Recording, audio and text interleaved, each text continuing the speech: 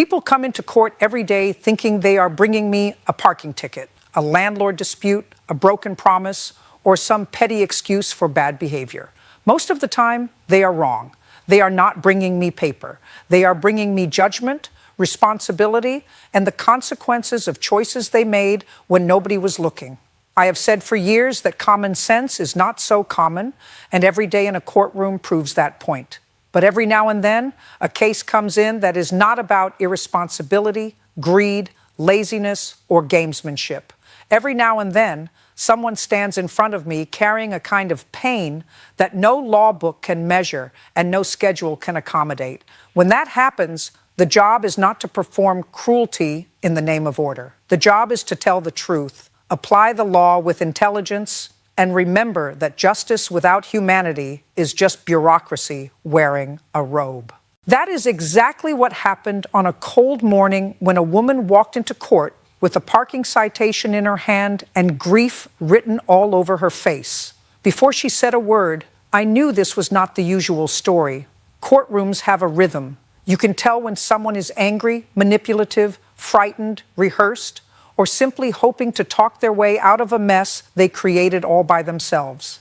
This woman was none of those things. She looked exhausted in a way that had nothing to do with sleep. She looked like somebody who had been hit by life and had not yet figured out how to stand up straight again. Her clothes were neat, but she wore them the way people wear whatever is closest to them when getting dressed feels like an impossible task. She was holding the citation carefully, almost delicately, as if even a piece of paper had become one more burden she could barely carry. Now, let me explain something. A courtroom is not group therapy. It is not a place where every sad story wipes away every consequence. Plenty of people try that. They come in with tears on demand, excuses lined up like dominoes, and a speech ready to go about why the rules should not apply to them today. I have heard every version of that performance. I do not buy nonsense just because it arrives with emotion attached to it. Feelings are not facts. Sympathy is not a legal defense. If you did something wrong, you generally pay for it. That is how civilized society works. But civilized society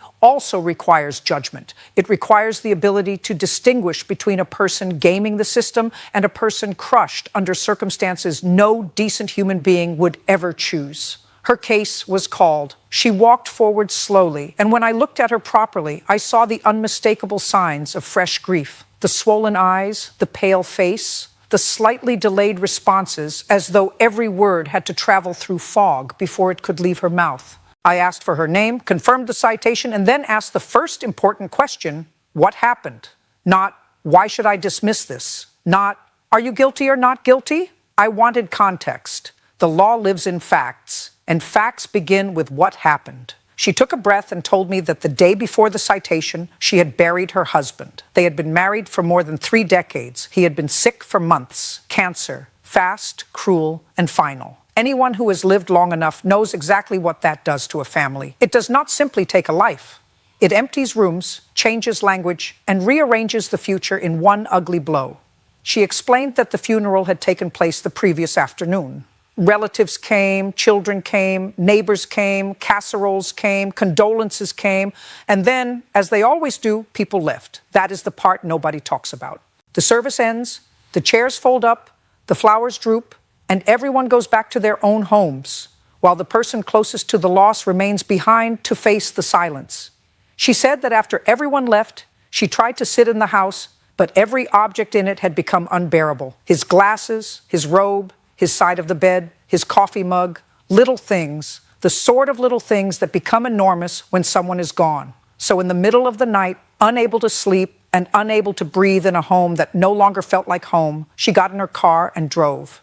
She drove past places that had mattered to them over the years. The restaurant where he proposed, the hospital where their children were born, the park where they pushed strollers and later watched grandchildren run in circles. Then she drove to the cemetery. It was early morning by then, still dark enough for grief to feel at home.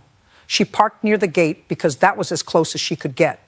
She sat in the car and talked to her husband. I do not know whether everyone understands that, but I do. People speak to the dead because love does not shut off simply because a casket closes. She sat there trying to gather herself, trying to survive one more hour of the first day of a life she had never wanted. When dawn began to break, a parking enforcement officer approached and wrote her a citation because the area was restricted. Now, let us be very clear. I am not saying the officer invented the sign. I am not saying the rules vanished because a sad person arrived. I am saying that human beings are supposed to possess something called judgment. If you see a woman sitting outside a cemetery at sunrise the morning after a funeral, and she is not causing danger, not blocking traffic, not creating a disturbance, then perhaps this is not the moment to behave like a machine with a clipboard. The law gives authority to people, not to robots. When you give authority to people, you expect them to use a brain, a conscience, and some sense. I asked her how much the citation was. $75. Not the largest amount in the world, but that is not the point. Money lands differently depending on the weight a person is already carrying. A $75 citation can be an annoyance to one person and a humiliation to another.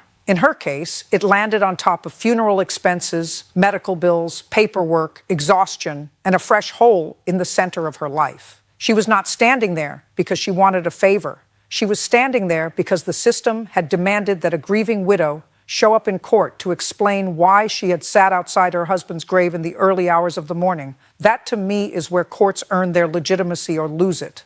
Not in dramatic speeches, not in self-important displays, in moments exactly like that. A judge is not there to prove how powerful the bench is. A judge is there to decide whether the outcome serves justice. Justice is not identical to punishment. Justice is proportionality, reason, and context. It is one thing to fine someone for ignoring clear rules out of convenience or arrogance. It is another thing entirely to punish a widow whose only offense was being too shattered to think like a parking manual. So I asked a few more questions. Was she disruptive? No. Was the vehicle creating a hazard? No. Did she argue with the officer? No. Did she return there repeatedly in defiance of prior warnings? No. This was not a pattern. This was not contempt. This was not disregard for public order. This was grief. And there is an enormous difference between somebody acting out of disrespect and somebody acting out of heartbreak. Too many people confuse toughness with wisdom. They think applying the rule in every possible situation without thought somehow makes them principled. It does not. It makes them lazy. Real judgment requires effort. You have to listen. You have to separate manipulation from sincerity. You have to decide whether enforcing the rule here advances any meaningful purpose or merely adds one more bruise to a person already battered by life. Anybody can say, rules are rules. A child can say that. An adult in authority is supposed to know when the application of a rule stops serving the reason the rule exists.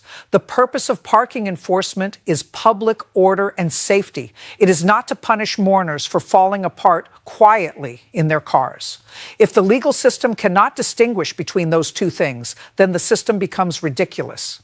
And once the system becomes ridiculous, people stop respecting it. Respect is not built by blind rigidity. It is built when ordinary people believe that the person in charge has enough intelligence to see reality as it is.